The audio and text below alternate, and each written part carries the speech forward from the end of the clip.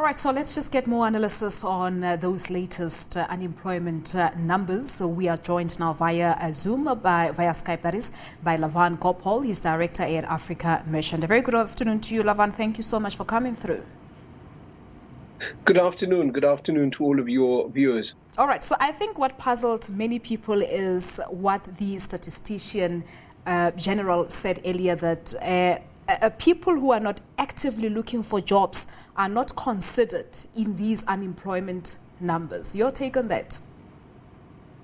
So there's a number of different ways that one defines unemployment, and what the statistician general had mentioned is a popular reference to unemployment. I believe a broader definition of unemployment, that is to say, to include those people that are not working but are also no longer looking for a job, puts the number a lot higher. You will then find that almost 10 million South Africans fit into this category of not working. The official stats would then be 42% if you consider all those people that have stopped looking for work in the equation. Bear in mind, because of the lockdown, a number of people have been retrenched. A number of people have realized that there's been shrinkage in terms of their employer headcount. And so they've decided to wait until the situation changes. This doesn't mean that these people are independently wealthy and do not need to work. Certainly that number of 10 million is magnified by the fact that the youth feature as almost 53% are unemployed, whilst in general, South Africans tally 42%. And we are a young population, aren't we? And the concern really here is that the young people are always the first to feel the pinch in terms of job losses, and the last ones to be considered if something comes up. The youth unemployment is very dangerous from a number of points of view. Firstly, if people are unemployed at a young age, they become complacent with their opportunities. They stop looking for work. And of course, we want to encourage people to be productive.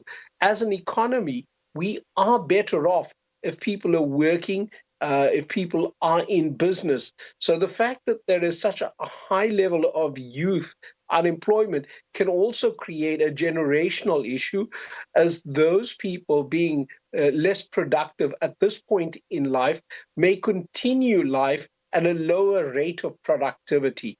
Another important feature that many people often forget is that being employed means that you are paying income tax. Currently, our budget consists of almost 40% of income tax.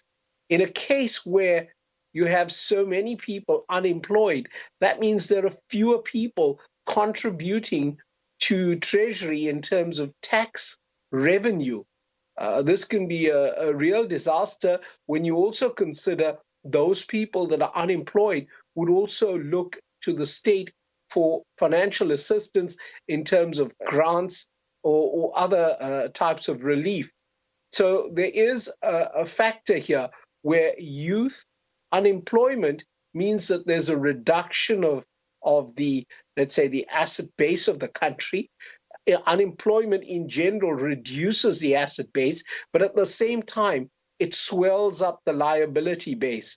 So it creates a quite... Lavan? All right, so it looks like we've lost that connection. So you back with us, Lavan. All right, so my question really was that the numbers, I suppose, did not necessarily come as a surprise. We were expecting this because we saw a number of companies closing down due to the lockdown. So what are we likely to see in the third quarter? Are we likely to see some recovery in terms of the numbers when Stats SA release the next batch of numbers in the third quarter? I believe that you're likely to see something of an uptick in employment for the third quarter of South Africa, but this isn't a reason for celebration. let's understand that because the global economy has shrunk, South Africa included, that we now feature as probably number 78 in terms of high unemployment in the world. And whilst a few more jobs may have been found as shops and businesses have opened in the third quarter, it's still quite a fragile economy, particularly from an employment point of view. I believe that we need much more intense programs to try and improve employment. Now, I know that the government, prior to lockdown and in the last budget speech already, had a number of good programs which would assist young entrepreneurs. So this shifts the focus from unemployment to self-employment. This is sort of endeavors that we would want to see more of. And whilst you find a national budget that is quite stymied at this point, very restricted in its spending, I believe that could be a great focus point to try and create more employment. I believe that any sort of statistical change that you see in the third quarter showing a slight uptick in employment is probably going to be misleading. For the large part, you're still going to see more than 10 million people, South Africans, that is 10 million South Africans unemployed. All right, so let's wait and see what happens. And of course, the midterm budget coming up in October, we'll see how it will sort of address this particular challenge. Thank you so much for coming through. Thank you. Lavan Gopaul is the director at Africa Merchant, helping us to understand the latest unemployment numbers. A quick break. We have more for you here on SA Today. Do stay with us.